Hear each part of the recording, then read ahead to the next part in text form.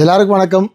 நேற்று என்னோட திரௌபதி 2ஆம் படத்திலிருந்து முதல் பாடல் எம்கோனே அப்படின்ற பாட்டை வந்து வெளியிட்டிருந்தோம் லகர் யூடியூப் சேனலில் ஜிப்ரான் சார் இசையில். அந்த பாடலை பாடகி சின்மை அவர்கள் பாடியிருந்தாங்க. இந்த பாட்டை வந்து நாங்கள் டியூனாக ரெடி பண்ணப்பவே நான் வந்து சொல்லிட்டேன், சார் சின்மை மேடம் பாட வைக்கலாம், ரொம்ப அழகான ஒரு மெலடி இது, அவங்க பாடினாங்கன்னா அந்த பாட்டுக்கு ஒரு உயிர் இருக்கும். ஏன்னா நான் ரொம்ப நாளாக சின்மை மேடமோட ஃபேன் ஃபாலோவர். அவங்க அவ்வளோ அழகாக இருக்கும் அவங்களோட வாய்ஸ். அதனால தான் நான் தான் கேட்டேன், அவர் ஒத்துக்கிட்டார்.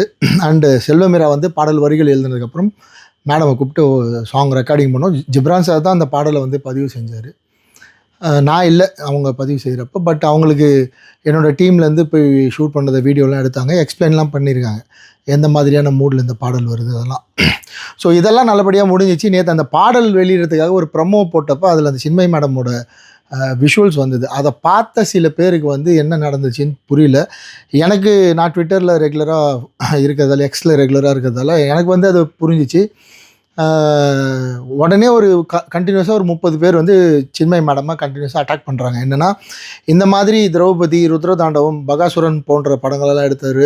அவர் வந்து ஒரு குறிப்பிட்ட மக்களுக்காக தான் படம் எடுப்பார், அவர் வந்து பெண்களுக்கு எதிரான படம் எடுப்பார் அப்படிலாம் சொல்லி, நீங்கள் அவர் படத்தில் போய் எப்படி பாட்டு பாடலாம், நீங்கள் பெரிய புரட்சியாளர், இப்போ வந்து இவங்க புரட்சிலாம் எங்கே போச்சுன்னு சொல்லி அவங்க சின்மை மேடம் கண்டினியூஸாக அட்டாக் பண்ண உடனே எனக்கு அப்போவே புரிஞ்சிடுச்சு இவங்க ஏதோ ரியாக்ட் பண்ண போகிறாங்கன்னு. ஆனால் என்ன ரியாக்ட் பண்ண போகிறாங்கன்னு தெரியல. நான் நினச்ச மாதிரியே அவங்க வந்து இந்த பாடலை நான் பாடியதற்காக மன்னிப்பு கேட்டுக்கொள்கிறேன், இந்த சித்தாந்தத்தில் படம் எடுக்கிறாங்கன்னு தெரிஞ்சால் நான் பாடாமலே இருந்திருப்பேன் அப்படின்னு ஒரு ட்வீட்டை வந்து டக்குன்னு போட்டாங்க. எங்ககிட்டயோ இல்லை இசையமைப்பாளர்கிட்டயோ எந்த விதமான விளக்கமும் கேட்காம.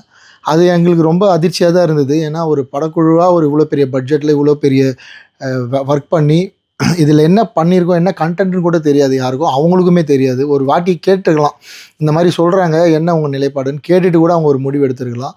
ஸோ எடுக்காமல் அந்த மாதிரி ஒரு மன்னிப்பு கேட்டதால் எனக்கு வந்து நம்ம என்ன சித்தாந்தத்தில் இருக்கிறோம், நான் என்ன சொல்வேன், எப்போவுமே கடவுள் இருக்குதுன்னு சொல்கிற ஆள் நான். இங்கே தமிழ் சினிமாவில் அதுதான் பெரிய பிரச்சனை, கடவுள் இருக்குது கடவுள் இல்லை அப்படின்னு சொல்கிற சித்தாந்தம் தான் இங்கே பெரிய சித்தாந்தமாக இருக்குது. அதை சுற்றி தான் மொத்தமும் இருக்குது.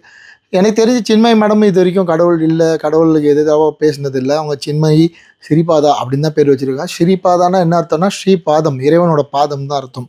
ஸோ பேர்லேயே அவங்க வந்து இறைவனை தாங்கி தான் இருக்காங்க. ஸோ எனக்கு சித்தாந்தமாக நான் அவங்க கூட எதில் வேறுபட்டு நிற்கிறேன்னு தெரியல. அப்படி இருந்தால் கூட நான் இவங்களுக்கெல்லாம் பாட மாட்டேன், இந்த மாதிரி சித்தாந்தம் இவங்கெல்லாம் பாட மாட்டேன்னு எங்கேயாவது அவங்க ஸ்டேட்மெண்ட் கொடுத்துருந்தா கண்டிப்பாக நான் கூப்பிட்ருக்க மாட்டேன்.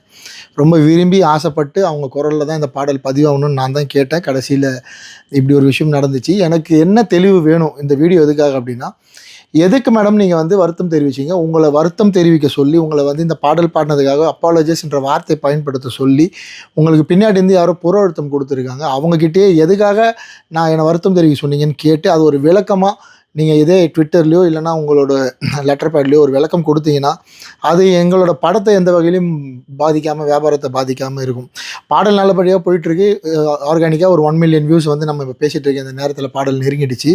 இருந்தாலும் என்னை சுற்றி இருக்கவங்க, என்னை இவ்வளோ நாள் சப்போர்ட் பண்ணுவாங்க, எனக்குன்னு இருக்கிற மக்கள், எனக்கு படம் பார்க்குற மக்கள் வந்து என்னை சுற்றி கேள்வி கேட்டே இருக்காங்க. அவங்க நிறைய கோரிக்கை வைக்கிறாங்க. அவங்களுக்கு வந்து நீங்கள் கொடுத்த இந்த ஸ்டேட்மெண்ட் மிகப்பெரிய வருத்தத்தை ஏற்படுத்தியிருக்கு. அண்ட் ப்ரொடியூசருக்குமே வந்து, சார் என்ன சார் நமக்கு பிஸ்னஸ் இதுக்கு பாதிக்குமா, அவங்க ஏன் அப்படி ஒரு ஸ்டேட்மெண்ட் நம்மளை கேட்காம கொடுத்தாங்கன்னு கேட்குறாரு. எனக்கு பதில் சொல்ல தெரியலை. அதனால் சின்மை மேடம் என்ன காரணத்துக்காக நான் உங்களை நேரடியாக மீட் பண்ணி பேசினதில்லை, எனக்கும் உங்களுக்கும் எந்த விதமான எந்த தொடர்பும் இல்லை, எந்த விதமான பேச்சுவார்த்தையும் இல்லை. அப்படி இருக்கப்போ நான் ஏதோ பெரிய குற்றம் பண்ணிட்ட மாதிரி, தப்பு பண்ணிட்ட மாதிரி, இது ஒரு வகையான ஒரு ஒதுக்கி வச்சு பேசுகிற மாதிரி, ஒரு மாதிரி நான் ஏதோ பெருசாக இந்தியா நாட்டை தாண்டி வெளியே இருக்கிறவங்களுக்கு வந்து நான் ஏதோ ஒர்க் பண்ணி என்னை வந்து அது அந்த வார்த்தை கரெக்டாக எனக்கு பிரயோகிக்க தெரில, அப்படியான ஒரு ஸ்டேட்மெண்ட் மாதிரி இருக்குது. ஸோ தயவு செஞ்சு நீங்கள் ஒரு விளக்கம் கொடுப்பீங்கன்னு நான் நினைக்கிறேன். அப்படி விளக்கம் கொடுக்க விருப்பம் இல்லைன்னா நீங்கள் போட்ட அந்த பதிவையாவது நீங்கள் நீக்கிடணும். ஏன்னா அது இந்த படத்தை வியாபார ரீதியில் எந்த வகையிலும் அது பாதிக்கக்கூடாதுன்னு நான் உங்களை கேட்டுக்கிறேன். And thank you. அவ்வளோ பெரிய பிரச்சனை வந்தப்பவும் என் கூட நின்று இந்த பாடலை வந்து பொதுமக்கள் கிட்ட, வெகுஜனம் கிட்ட கொண்டு போய் சேர்த்து ரசித்து கொண்டாடிட்டுருக்கீங்க. உங்கள் அத்தனை பேருக்கும் என்னுடைய நன்றி. மற்ற மொழியிலும் இந்த பாடல் வெளியாகி இருக்குது. ஸோ அந்த மொழிகளுக்கும், அந்த மொழியில் பாட்டு பார்த்து ஃபோன் பண்ணி பேசின ஆயிரக்கணக்கான ரசிகர்களுக்கும் இந்த நேரத்தில் நான் வந்து நன்றி தெரிவிச்சுக்கிறேன். விரைவில் சின்மை மேடம் கிட்டேருந்து ஒரு நல்ல பதில் எதிர்பார்க்குறேன். தேங்க்யூ.